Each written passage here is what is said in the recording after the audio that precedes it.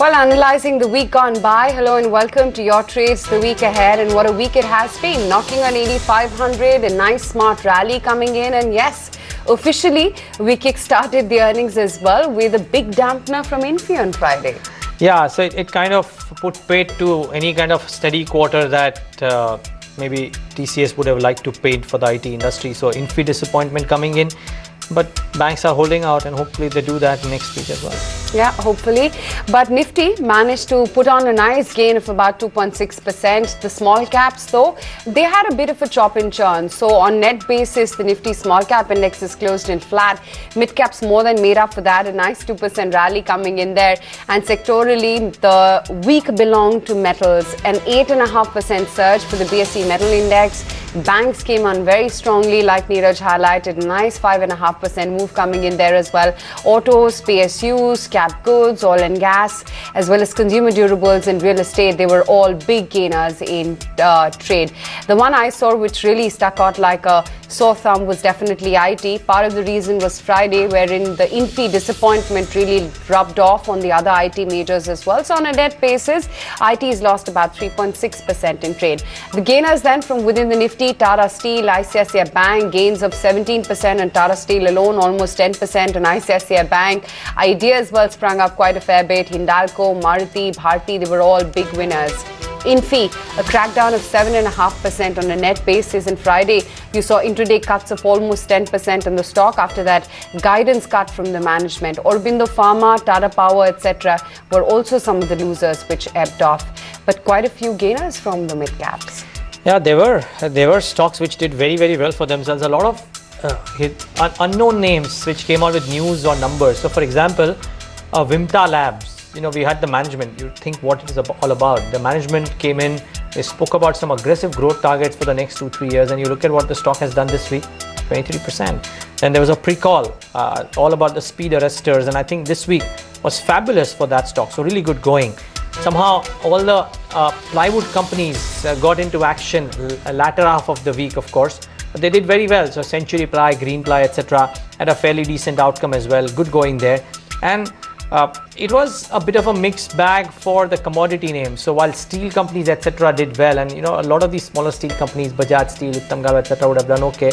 But sugar had put paid to any kind of great gains this week. So it was a bit of a mixed bag for the soft commodity names, quite frankly, in this week. The question, though, that remains is what to do in a scenario like this, how to approach trade, what to do with specific stocks. To talk about that, on the fundamental side, Mayuresh Joshi, fund manager at Angel Broking, as well as Kunal Bothra, to bring up the technicals. Jaman, thanks so much for joining in. Kunal, a quick word. Bank Nifty, both reasonably active. CNX IT2 active. What index would you be trading? What do you think the Nifty does next week? Well, yeah, I think Bank Nifty is the one which is, has been a surprise. And, as you rightly pointed out, I think if it hadn't been for Bank Nifty today, as well, I think the market structure or, the Nifty outlook would have been completely different. I still sense that, Nifty and Bank Nifty could probably play a contrarian role first half of next week as well. For Nifty, I think that there is a significant amount of resistance which is now closer to 8,600, 8,650 zone. So I would be a bit surprised if the markets would try and break that. But in terms of Bank Nifty, I think there still seems to be some more momentum still building up. I think we've seen good action happening in the private sector names today. So I think keeping that into perspective, I believe if there's any trade, I would look out for probably going long on Bank Nifty and maybe trying to develop some shorts. If the Nifty touches or comes in the range closer to 8,600. Yeah, indeed. Well, last week was all about TCS and Infy, wasn't it? And especially considering Infy's management guidance cut, which has been the worst cut since 2013. The stock saw a huge plunge coming in. Just to stack up both of those, just take a look at how TCS as well as Infy's performance has panned out. In terms of the dollar revenue growth, Infy has grown just about 2.2%, a 3.7% surge coming in for TCS. The EBIT margin, negative 100 bips. For TCS, 140 pips down for Infosys, and I think that stuck out like a sore thumb. And the fact that management commentary for Infy for the quarter gone by was negative, and of course the guidance cut as well. Mayuresh Joshi too is with us. Mayuresh, how have you read into the Infy disaster? And after that 10% fall which came about in the stock, does it become a buy, or would you completely steer clear of Infy right now? Evening, Aisha. I think yes, the numbers were definitely disappointing, and the street probably has given the due reaction in terms of the guidance getting muted down. But again, I think it points out to the larger picture. I think the uncertainty related to Brexit is something that the IT managements have to probably grapple with over the next few quarters. And again, I think one really expected the EBIT margins to correct, probably on visa and wage hike issues. But largely, I think if you look forward, Q3, Q4 for IT companies are traditionally weak quarters. And in that scenario, I think you're only left with Q2 for IT companies to probably perform. Whether they'll be able to do that again in a scenario which is extremely bleak at this point of time, specifically on the discretionary spending front, my own sense is that you will see downgrades coming through specifically from an FY17 perspective as far earnings are concerned. And again, largely I think one really needs to understand the larger landscape. So what Tech Mahindra, HCL Tech will deliver within their specific segments of businesses, the enterprise segment, the IMS segment, the engineering segment, will give us a flavor on whether all industries probably or all verticals are probably facing some amount of an issue. And if that is the case, probably I think a large part of FY17 will probably get washed out in terms of expectations of dollar revenue growth. The only problem, Aisha, is that they have to clock in, let's say they clock in 5% growth in quarter 2, they still have to do 2.5% apiece in quarter 3 and quarter 4 to meet the 12% guidance. And the last quarter 3 and quarter 4, they have collectively done 2.1% growth. It just seems a stretch. A lot of people are penciling in that even this guidance might be cut going ahead after the Q1 performance. Seems like a Herculean task. The 150 bips point cut coming in the guidance this time, that also matching up, like Neeraj rightly said, seems like a big question mark on Infi. So let's see, maybe you see some more follow through selling coming in on Infi after that stark 7.5% downtick coming in.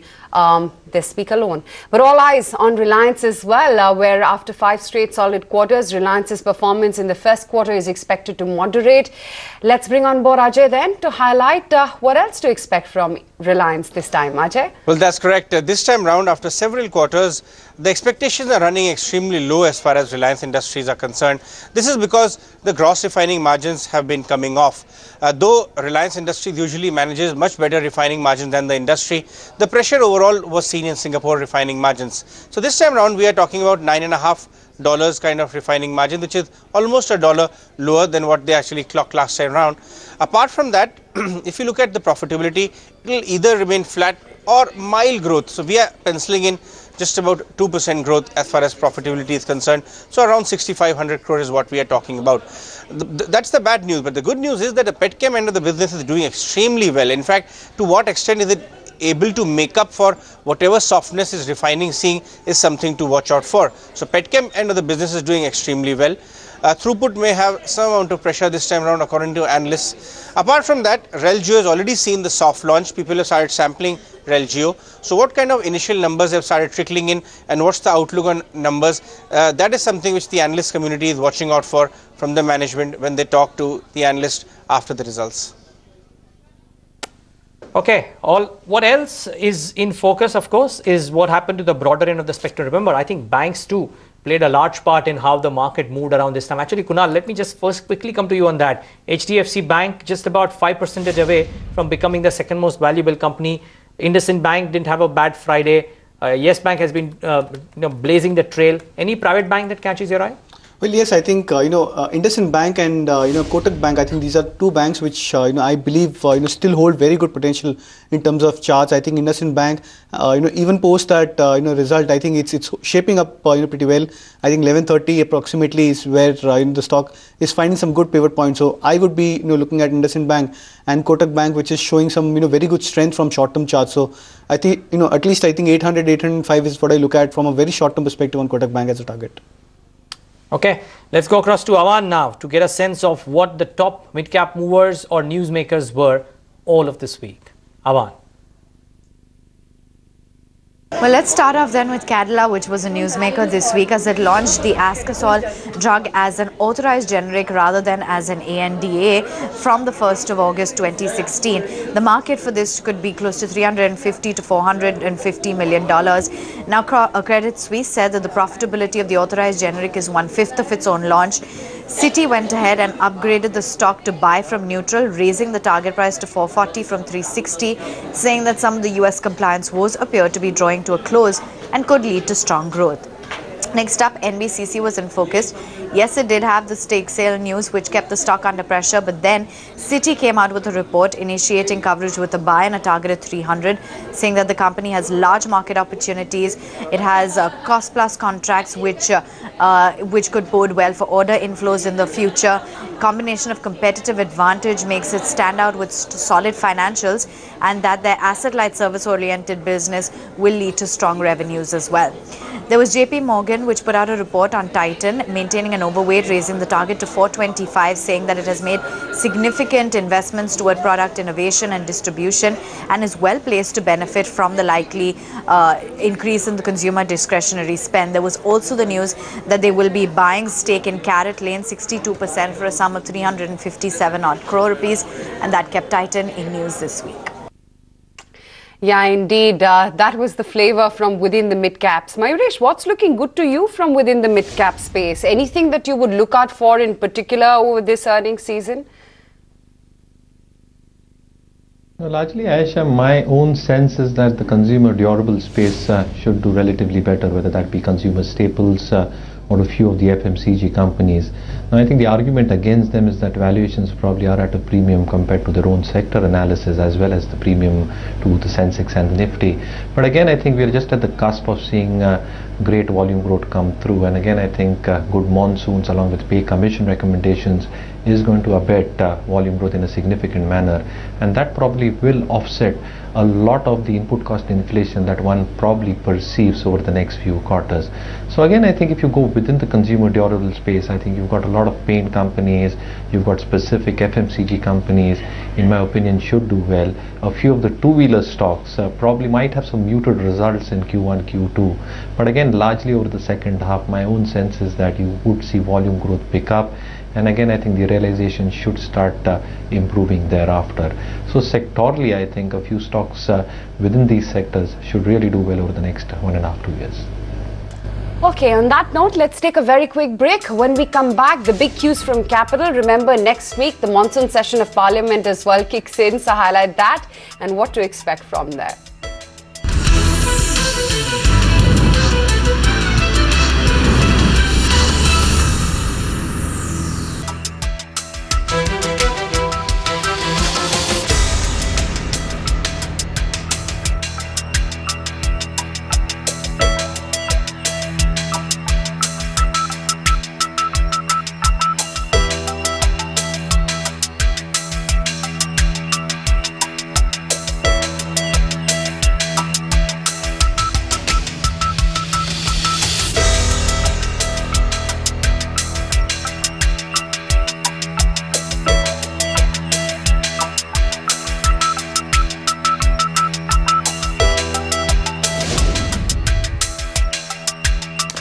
Okay, back with your trades the week ahead, and remember there are some key earnings that are coming out next week. 6 or 7 Nifty names that are coming out with numbers. HUL comes out on July 18th, Wipro comes out on the 19th, Ultratech as well comes out on the 19th. There is a slew of banks then.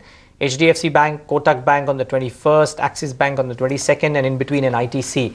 So let's go across to Poonam Sani from our research desk, who joins in to tell us what to expect from the financials. Poonam. Well, Axis Bank, HDFC Bank, Kotak Bank, Federal as well as Mahindra Finance will be reporting results. Axis Bank is likely to report slowdown in terms of the earnings because, to remember, they had declared a watch list and we may see some amount of slippages during this quarter. Hence, asset quality stress would be elevated, as well as there could be also pressure in terms of the margins because of high NPA stress.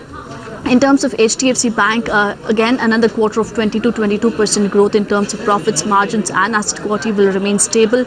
Kotak Bank may report a jump of 200 to 250% in terms of the profits because of the base effect. But fee income growth should be the most important metric to be watched out for. Federal Bank, another stable quarter, and Mahindra Finance, although some of the analysts are factoring in a profit, asset quality challenges may still remain pretty much elevated during this quarter. Okay, thanks a lot for that, Poonam. So those are some financials to watch out for. And Mayuresh, Kotak Bank, Axis Bank, HDFC, and there is an M&M Financial which has been approaching this result season very, very weak. This week has been terrible for M&M Financial. What would you watch out for the most? Again, I think, Neeraj, stable numbers expected more or less from HDFC Bank and Kotak Bank, and as Poonam was highlighting, I think the important aspect specifically in case of Kotak Bank would be how the fee income pans out. Though I think on all parameters related to advances growth, deposit growth, asset quality, capital adequacy, I think these banks probably tick all the boxes. For Axis, as she was rightly pointing out, I think with the watch list that they probably come out with, one really needs to understand what kind of provisioning they've made, specifically in relation to the new list that they've probably declared, and what kind of an impact that does have on their credit costs going ahead, assuming that credit growth still gets delayed for the better part of FY17. So largely, I think the private sector bank should report a decent set of numbers. When it comes to the rural financing part and companies like M&M Financial, in the last quarter, I think they've reported a decent asset quality ratio. So I think the GNPAs, if I'm not mistaken, came close to around 8% compared to 10% on a year-on-year basis. But largely, I think it is going to be more driven in terms of how recoveries are expected to take place, what kind of advance growth they're probably assuming at this point of time. And if you look at the valuations, probably the stock has run up a fair bit. So in my opinion, again, valuations probably incorporating due recoveries taking place, asset quality probably improving for better part of FY17. So one really needs to watch out for M&M Financials, particularly in terms of the trend, in terms of asset quality, in terms of their advances growth, and largely I think how the recoveries and upgradations have been. Well, markets clearly facing some resistance after a big run. Let's go across to Ajay again to talk about what the dealers are saying in dealing rooms after this week. Ajay? Well, in the markets almost at 8,600, the attention of the dealers now seem to be shifting towards mid-cap stocks and result season, of course. So from the mid-cap chemical space, which is actually one area which is heated up quite a lot, Chemfab Alkali is one stock to watch out for. The stock is witnessing a lot of run-up in the last couple of days, mainly because of caustic soda prices edging higher. This one, of course, is the second largest caustic soda company of South India, and a lot of big HNI seem to be accumulating on expectation that the higher pricing and volumes would actually start showing in Q1 results. So watch out for Chemfab Alkalis. Q4 also saw decent results, and now of course prices have gone higher. Apart from that, Exide Industries is also one stock to watch out for according to dealers. In fact, next week the results, the first quarter results, is because of which dealers have positioned themselves long in this one on expectation that it's going to be a very good quarter for battery makers. Exide particularly, they expect good margin expansion, and overall the ownership has become low because of the weak results earlier. So this is one stock where a lot of long accumulation is happening. So watch out for this one from the results perspective as well. We will. Thanks a lot for that, Ajay. Actually, your ideas as well, Kunal, but you had a short call on Exide today, if I'm not wrong. No, Neeraj, I had a short, I had a short on Exide yesterday, okay. And yeah, so for today, I think fresh two trades which I'm recommending. The first one is a buy on Idea. I think the stock is showing pretty good strength on the short-term chart, so I would look at 116 as a target on Idea with a stop loss of 107. And the second is a sell on Auro Pharma. I think on Friday, especially in the last half an hour or so, we saw some weakness developing in a couple of pharma names like Aurobindo and Wockhardt Pharma. So I would expect Aurobindo to probably show some sort of negativity. I would look at 740 as a target and 775 as a stop loss. The Nifty Bank as well, Kunal, has shown tremendous strength this entire week. What's the right trading approach for the Nifty Bank for Monday morning? Well, I think the approach should be to carry forward your longs. I think one key observation which I wanted to point out was, if you look at the daily RSI for Bank Nifty, I think it's almost touching the previous two points of around 75-80 zone of RSI, and that's where Bank Nifty tried to show some good sort of momentum. So I think on Monday or probably first half of next week, I would expect that the Bank Nifty should open with a good sort of strong momentum. But I think that could probably set the tone for at least the many of these private sector names as well as the PSU stocks which have been doing well. So particularly on Bank Nifty, I would continue to hold long positions. Okay, a bunch of other results as well coming out next week from the mid-cap space, and I think we all will be watching out for some important ones. So we're talking about Exide, that yes, I think Graph Finance, an expensive name, will be coming out with numbers. Do watch out for that. Do watch out for Diwan Housing Finance and Bharat Financial Inclusion, erstwhile SKS Microfinance. I think that's a very, very important one on July 21st. So that's the other one to watch out for. Ashok Leyland hasn't had the best of dispatch numbers. So I think important to monitor what that one does. And last but not the least, Equitas Holdings, Mahindra Financial Services, 2 NBFCs keenly watched out for in Persistent Systems, which might actually post a stark contrast to what some of the others have done. So I think do watch out in a sweet way for Persistent Systems as well. But Aisha, I think as we wind down, Kunal, firstly, thank you so much for joining in today and giving us your thoughts and your recommendations as well. And Mayuresh too, thank you so much for joining in. Aisha, all eyes firmly on what the monsoon session does, whether there is a monsoon wedding and we see the GST being born out of it. Finally. But let's wind down the show, and with the monsoon session of Parliament just around the corner, the government is doing all it can to make sure the crucial GST bill is passed in Parliament. In fact, Finance Minister Arun Jaitley on Friday met with Congress leaders in a last-ditch effort to arrive at a consensus over the legislation. However, speaking exclusively with ET Now's Supriya Srinath, senior Congress leader Anand Sharma denied any consensus on the pending issues so far. He says the government's move to approach the party is good, but it has come a tad too late. It's very clear that this kind of initiative should have been there in the past. That's right.